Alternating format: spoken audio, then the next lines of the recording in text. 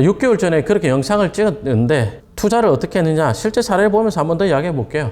저도 투자를 하는 것이 딱 이런 패턴입니다. 더하기 한 1억 정도가 실질 투자 금액이 되지 않겠나, 여기다 취득수 정도 내지 않겠나 생각합니다. 보상은 언제쯤 해줄 것 같나요? 보상은 지금 이제 지형도면 지구계획안에다가 지형도면까지 고시를 했으니까 보상이 제가 볼 때는 이 정도 투자는 그렇게 어렵지 않죠. 그리고 우리가 생각할 때, 여러분들이 볼 때 6억이라는 돈이 너무 크지 않습니까? 맞죠? 그러면 여러분들이 남 앞에서 말을 하는 건데, 제가 아예 안 할 거면 모르지만 할 때는 제가 갖고 있는 노하우를 다 알려드립니다. 수용보상 투자 되게 어렵게 생각하시는데 너무 어렵게 보지 않으셔도 됩니다. 이 정도만 해도 할 수 있는 투자가 얼마든지 있습니다.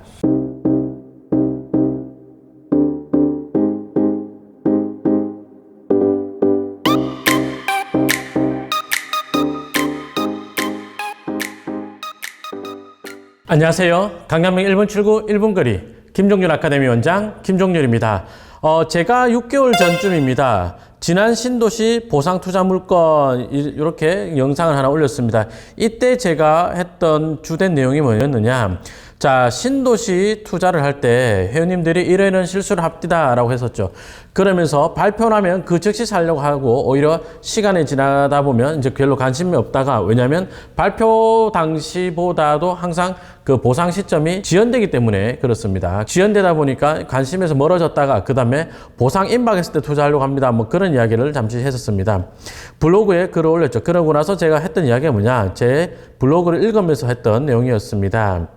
2024년 2월 7일 날 지난 공공주택지구가 지정 및 지형도면 고시를 했습니다. 그러니까 지형도면 고시를 했다는 것은 이제 지구 지정을 위해서 세부적인 계획을 세웠다, 뭐 이렇게 이야기가 되겠죠. 물론 이제 실시 계획이라고 하기에는 좀 부담되는 게, 지구 계획안 수립한 것을 실시 계획을 할 수 있기 때문에 그 전까지는 온 거다라고 할 수 있겠습니다. 그래서 요 무렵에 투자를 해도 충분합니다. 그러니까 발표 났을 때 공매로 나온 것들 보면은 신권에 낙찰되는데 한 3년이 지나서 낙찰받았을 때 70%였습니다라고 했었죠. 자, 6개월 전에 그렇게 영상을 찍었는데, 그죠? 투자를 어떻게 했느냐 실제 사례를 보면서 한 번 더 이야기해 볼게요.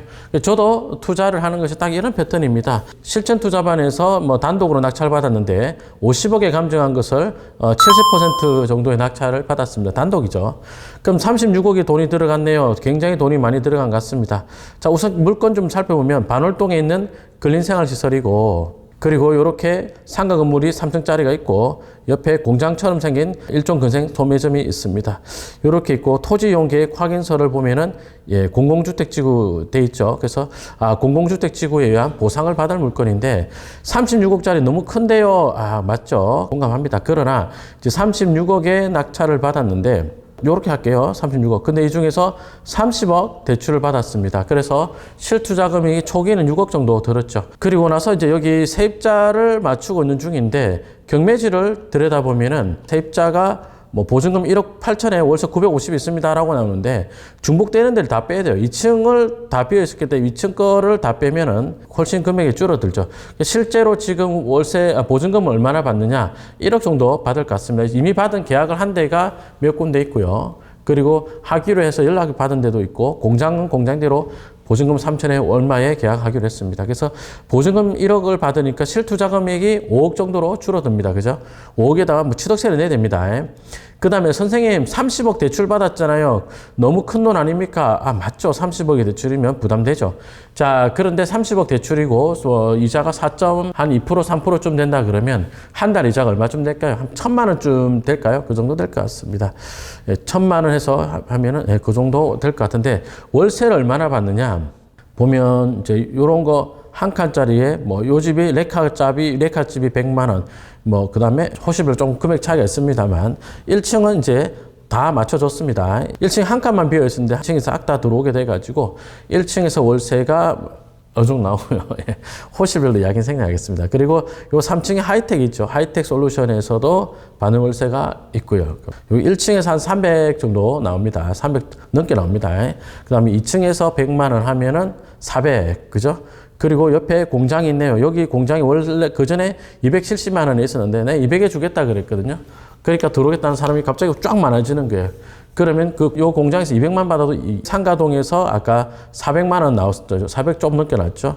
여기 하면 600 정도 나오죠. 그러면 1년에 자기가 내야 될 이자가 한 1000만 원인데 600이 나오니까 400만 원 좀 되네요. 400만 원을 예를 들어서 2년치로 가져간다. 그러면 한 1억쯤 되겠네요. 그죠?